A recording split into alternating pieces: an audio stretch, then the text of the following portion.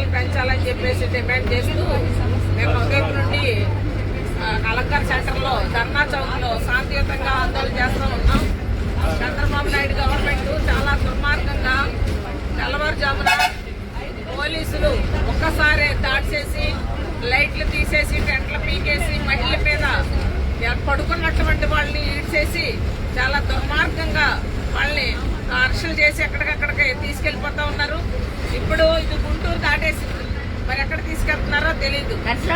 అంటే గుంటూరు దాటేసి తీసుకెళ్తున్నారంటే ఇంకా ఎక్కడ తీసుకెళ్తారు? ఖమ్మం తీసుకెళ్తారా లేకపోతే వేరే స్టేట్ తీసుకెళ్తారా అనేది మేమేమైనా అంతర్జాతీయ ఉగ్రవాదులమా? మేము ఎవరమని చెప్పి తీసుకెళ్తారు? మేము ఆంధ్ర పౌరులు, మీకు ఓటేసి గెలిపించి గద్దెనెక్కించి ఈ రోజున మళ్ళీ మీరే అంత దుస్సాహసాన్ని పరమలు చేస్తున్నటువంటి పరిస్థితి ఉంది. గత గవర్నమెంట్ ఇదే వైఖరి చేసింది, అడ్రస్ లేకుండా పోయింది. మీ పరిస్థితి కూడా అంతే, మీరు కూడా అదే పని చేశారు. ఇప్పుడు మరి ఆ రోజు లబోదిబ్బమన్నారు, జగన్మోహన్ రెడ్డి అరెస్ట్ చేశాడు, లేదా మహిళలను చూడలేదు, చీకటి కోణం, దుర్యోధనుడు ఇవన్నీ చెప్పారు కదా. మరి ఇప్పుడు ఏం చేశారు? మీరు చేసింది ఏంటి? ఇక చెయ్యి ఎరిగింది, ఏమైందో తెలియదు చెయ్య. అంటే ఇలా ఎంతమంది మహిళలకి ఈ రోజున వాళ్ళ చేతులు ఇరినాయో తెలియనటువంటి పరిస్థితి.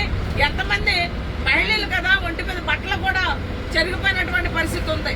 అంత దుర్మార్గంగా ఈ వేళ ఈడ్చుకుని తీసుకెళ్లి అరెస్టులు చేస్తా ఉన్నారు. ఏమడిగా మేము? వేతనాలు పెంచండి అడుగా, మీరే కదా ఎన్నికల ముందు వేతనాలు పెంచుతామన్నారు.